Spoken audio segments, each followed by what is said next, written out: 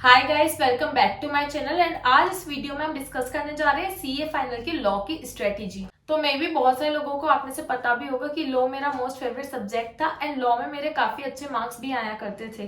तो आज मैं बताने जा रही हूँ कि आपको किस तरीके से लॉ की प्रिपरेशन करनी है। तो लॉ में बहुत सारे लोगों को प्रिपरेशन के टाइम में डाउट होता है कि लॉ के सेक्शन नंबर का क्या करना है, लॉ के सेक्शन नंबर पढ़ के जाने या नहीं पढ़ने हैं, अगर पढ़ने हैं तो कौन कौन से पढ़ने होते हैं, कौन कौन से इंपॉर्टेंट सेक्शन होते हैं लॉ के अंदर, याद कैसे कर सकते हो आप सेक्शन नंबर को। तो वो सब चीजें आज हम इस वीडियो में डिस्कस करने वाले हैं। तो सबसे पहले लेते हैं आपका first doubt, that is section number का। तो सेक्शन नंबर देखो, आपको सारे ही चैप्टर्स की याद नहीं करने, बिकॉज लॉ में इतने सारे चैप्टर होते हैं कि इट इज नॉट पॉसिबल कि हर कोई जो है एक एक सेक्शन नंबर है वो याद कर ले। फिर भी कुछ ऐसे चैप्टर्स हैं जिनके की सेक्शन नंबर आपको याद होने चाहिए। फॉर एग्जांपल, आपको ये कोशिश करना है कि डायरेक्टर्स के जो तीनों चैप्टर है उसमें जितने भी सेक्शंस हैं वो सेक्शन नंबर आपको याद होना चाहिए। फॉर एग्जाम्पल, आपको याद होना चाहिए that section number 177 is for audit committee, section number 178 is for nomination and remuneration committee. तो इस तरीके से जो भी सेक्शन नंबर है पूरे तीनों चैप्टर्स में मिला के वो आपको सब कुछ याद होने चाहिए।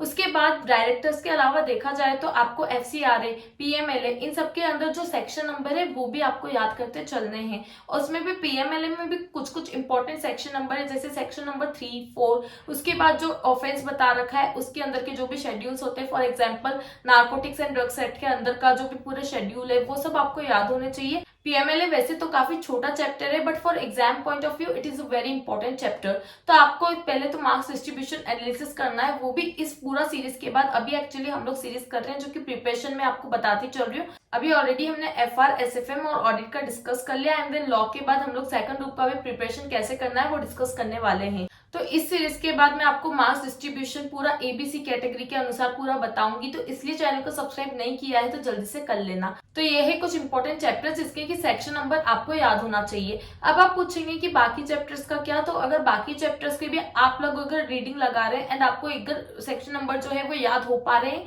तो आप बिल्कुल उनको याद रख सकते हैं। एंड प्लीज गलत कोट करके नहीं आना है। प्लीज अगर आप जब श्योर हो कि हाँ आप जो सेक्शन नंबर कोट कर रहे हैं वो सही है तो ही आप उस सेक्शन नंबर को कोट करिए, otherwise there is no need कि सेक्शन नंबर आपको कोट करना ही है। ये बिल्कुल भी कंपलसरी नहीं होता है। हालांकि सेक्शन नंबर कोट करना थोड़ा सा इंप्रेसिव होता है, और अगर कोई भी एग्जामिनर हो तो वो उसके आपको थोड़े से वो ब्राउनी पॉइंट कह सकते हैं कि आपको वो मिल सकते हैं। तो इस तरीके से आपको लॉ में सेक्शन नंबर कुछ इंपॉर्टेंट चैप्टर्स के याद होने चाहिए। एंड इसके लिए आपको बहुत ज्यादा मेहनत नहीं करनी है।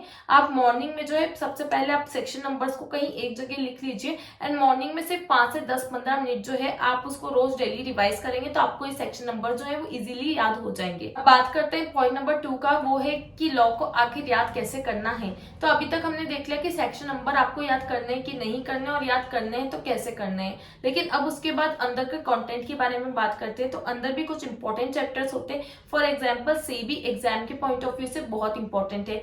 PMLA हमने ऑलरेडी डिस्कस किया कि again it is a very important chapter. अभी देखो इसमें क्या होता है ना कि जैसे फेमा है, फेमा काफी लेंथी चैप्टर है, मगर आपका देखा जाए तो उसमें 4 to 5 मार्क्स ही वो कवर करता है एग्जाम के पॉइंट ऑफ व्यू से। तो इसीलिए आपको उसमें इतना ज्यादा टाइम इन्वेस्ट नहीं करना है। तो इसीलिए आपको सबसे पहले पता होना चाहिए कि पेपर का पैटर्न कैसा है, उसी अकॉर्डिंग जो है आपको टाइम एलोकेट करना है।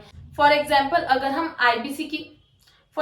अगर हम इंसॉल्वेंसी एंड बैंक्रप्सी वाले चैप्टर की बात करें तो अगेन उसका जो कवरेज होता है वो काफी अच्छा होता है, वो ऑलमोस्ट 10 मार्क्स का आता है। तो इसीलिए आपको उसमें अगेन बहुत ज्यादा टाइम एलोकेट करके उसको अच्छे से पढ़ना है। लॉ में आपको किसी भी चैप्टर को छोड़ के नहीं जाना है, क्योंकि आपको पता है कि थ्योरी में आते हैं MCQ। तो MCQ को ध्यान में रखते हुए और आपको हर एक चैप्टर जो है वो अच्छे से कवर करना है। तो अब थर्ड पॉइंट में हम यही डिस्कस करते हैं कि आखिर MCQ के लिए आपको किस तरीके से प्रिपरेशन करनी है। तो अगर बात करें MCQ की, तो MCQ के लिए बहुत सारे लोग कंफ्यूज रहते हैं कि आखिर वो कौन सा सोर्स रेफर करें। तो आपको अलग अलग फैकल्टीज के अलग अलग सोर्स रेफर करने की जगह आपको एक तो हर एक चैप्टर को इन डेप्थ में पढ़ना है। उससे क्या होगा ना कि जब आपको एक एक पॉइंट क्लियर होगा तो कोई सा भी MCQ आ जाए आप उसको इजीली सॉल्व कर सकते हैं। दूसरी चीज कि अगर आपको MCQ की प्रैक्टिस करनी है तो ICAI की वेबसाइट पे, BOS पोर्टल पे आपको एक MCQ की बुकलेट दिख जाएगी। तो आप वहां से MCQ की जो प्रैक्टिस है वो कर सकते हैं। एंड अगर एक बार आपकी ICAI के सारे MCQ कवर हो जाते हैं एंड उसके बाद आप किसी और फैकल्टी की बुक रेफर करना चाहें तो कर सकते हैं। लेकिन सबसे पहले मैं ये बार बार कहती हूँ कि सबसे पहले आपका जो सोर्स होना चाहिए वो सबसे पहले ICAI ही होना चाहिए। चाहिए। आईसीएआई के आरटीपीस, एमटीपी और उसके बाद जो प्रीवियस ईयर के जो क्वेश्चन पेपर होते हैं वो सब सॉल्व करने के बाद ही अगर आपके पास और टाइम बचता है तो आप किसी और सोर्स की तरफ जाइए। अदरवाइज सबसे पहले जो है आप आईसीएआई के सारे सोर्सेस में अच्छे से प्रैक्टिस करिए। तो ये कुछ पॉइंट्स है जो कि आपको लॉ की प्रिपरेशन करते वक्त ध्यान रखने हैं। अगर आपको ये टिप्स लॉ के लिए हेल्पफुल लगी हो तो वीडियो को लाइक करना, चैनल को सब्सक्राइब करना, क्योंकि इसी तरीके की मोर वीडियो सब रेगुलर बेसिस पे एग्जाम के लिए आने वाली है। तो मिलते हैं अगली वीडियो में। Bye bye.